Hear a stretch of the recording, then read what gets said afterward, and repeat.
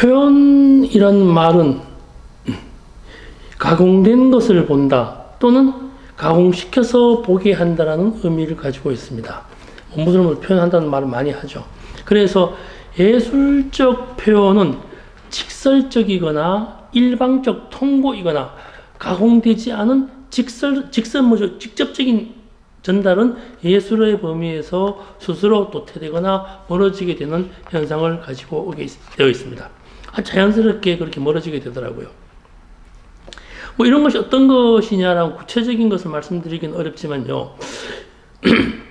모양을 예쁘게 그렸거나 항아리나 꽃, 악기 이런 사물을 이리저리 변형을 시키거나 색깔을 달리한다거나 이런 것들을 그림으로 그리는 것을 말하면 좀 이해가 되려나 잘 모르겠습니다.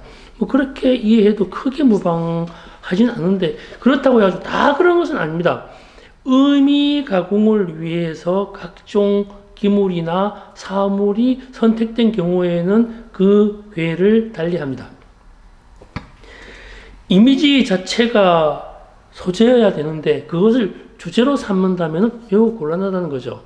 뭘 그릴지 해가지고 배추를 그리고 땅콩을 그리고 과일을 그리고 하는 건 아니라는 것입니다.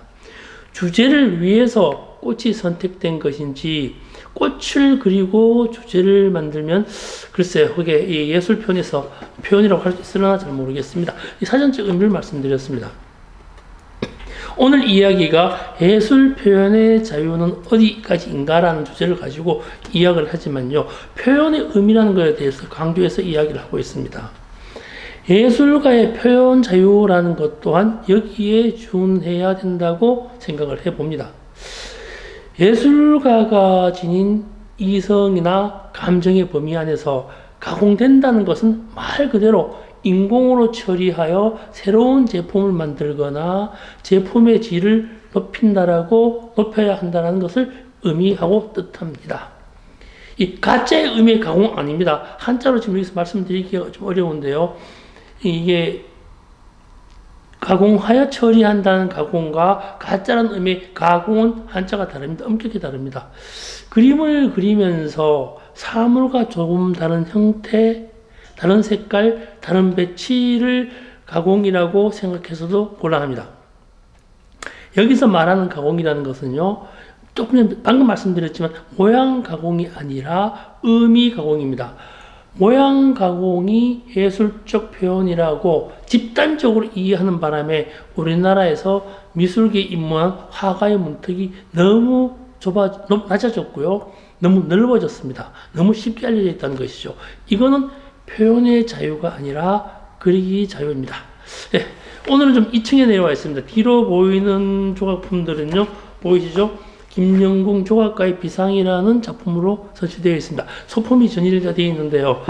이 자리는 불특정 기간에 조각가님들이나 공예가님을 초대하여 전시를 합니다. 짧게는 2주, 길게는 4주 정도 진행을 하고 있는 박스 형태의 전시 공간입니다.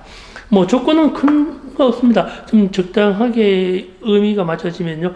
늘 그랬듯이 입체나 공예 같은 경우에는 화랑에서 갤러리에서 6대4를 수수료를 제공받고 있습니다. 판매되었을 경우에를 말하는 겁니다.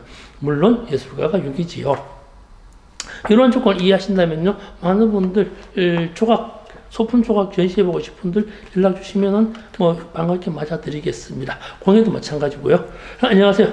미술시장의 새로운 패러다임을 구축해 나가고 있는 미술만평 275회차 박정수입니다.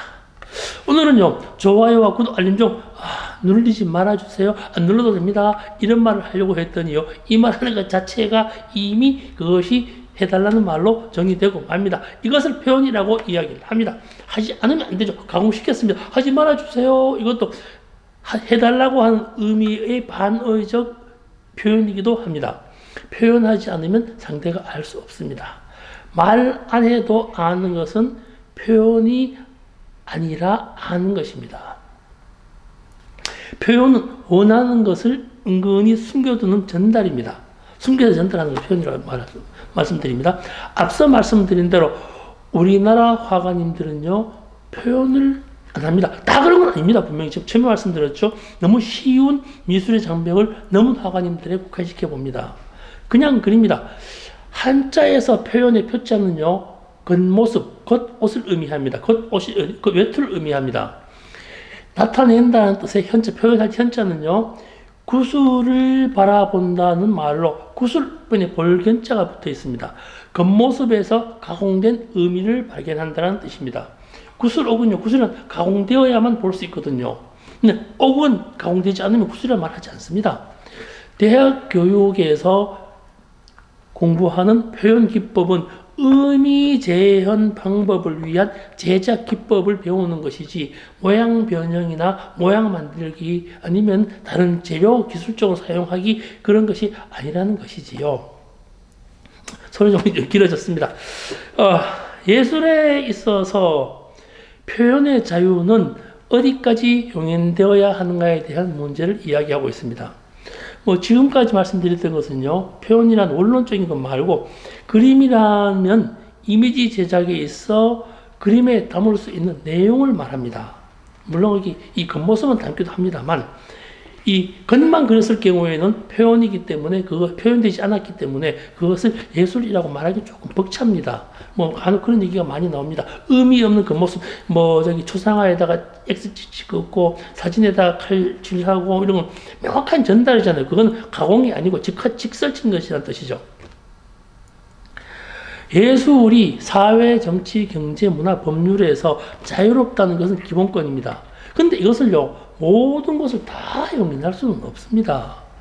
법률에 반하는 예술과 법률에 위배되는 예술은 어떤 것이 있을까요? 참 애매한 부분이기도 합니다.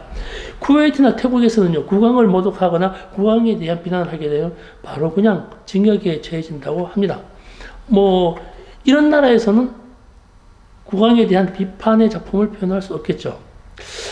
표현의 자유는 분명히 있어야 합니다. 그러나 정치, 경제, 법률에서 도덕에서 자유롭다 할지라도 개인의 자유를 침해하거나 개인 또는 특정 집단의 이익을 위한다거나 상대 진영에 대한 오해나 비난은 곤란합니다.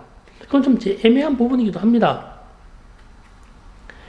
법에서도 표현의 자유를 이야기할 때 개인이나 특정 집단의 이익을 위한 것인지 공익에 대한 것인지를 기준을 두고 판가름을 한다고 합니다.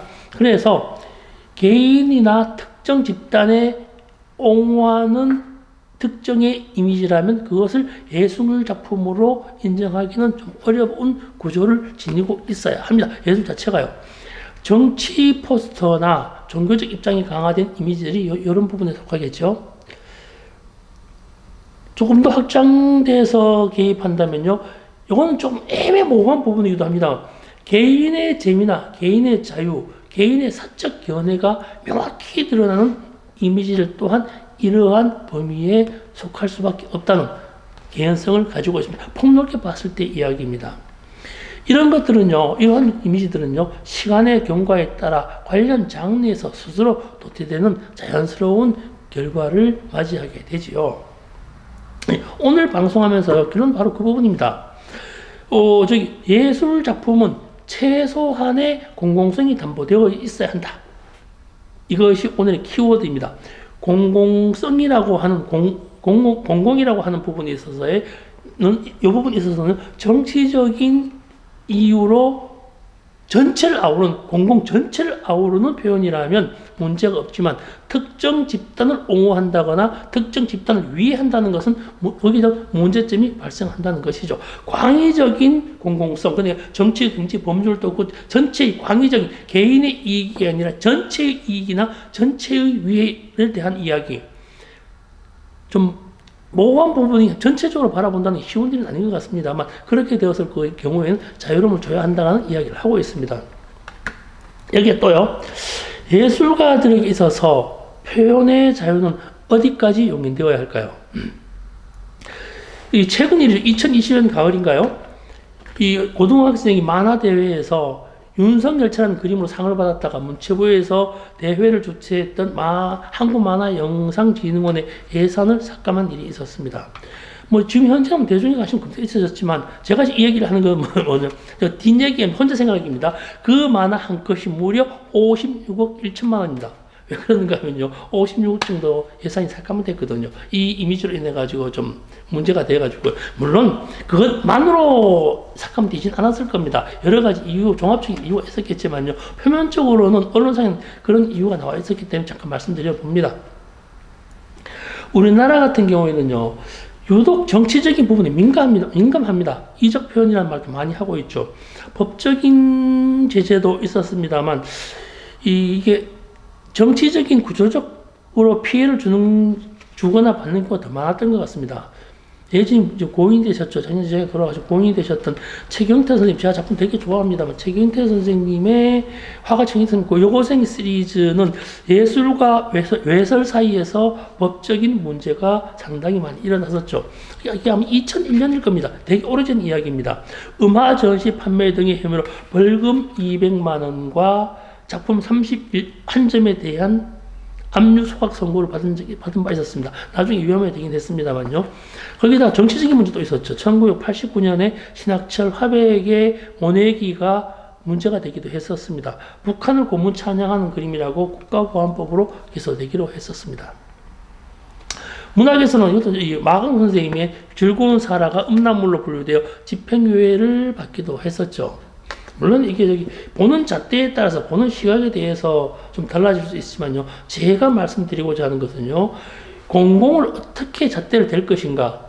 특정 지역이나 특정 집단이나 특정 사람을 이야기한다면 문제가 되지만 그것이 아닌 공공성이라고 하는 부분을 어떻게 판단해야 될 것인가.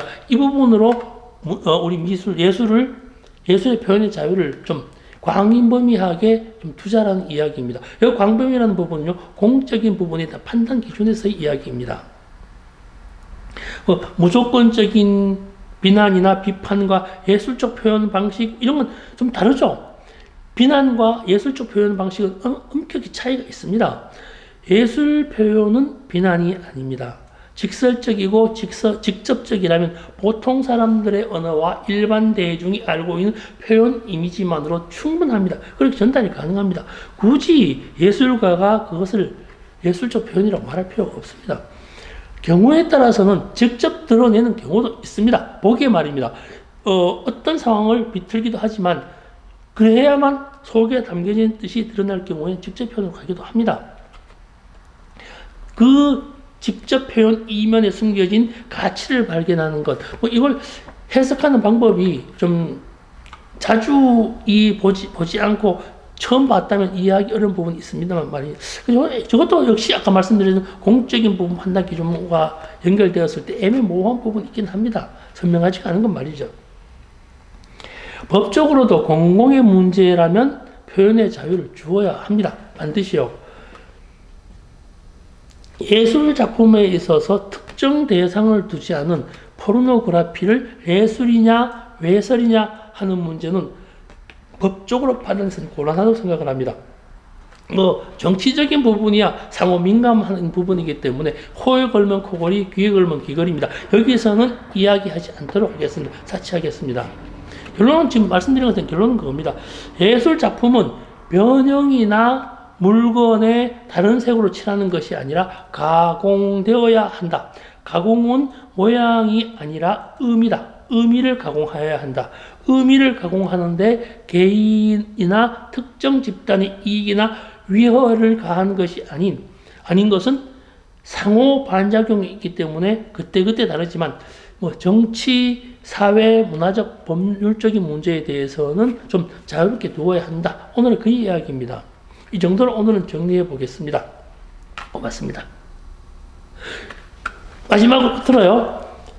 아무나 화가 돼도 됩니다. 가공, 의미를, 전달을 잘 이해하지 못해도 상관없습니다. 그런데 티 납니다.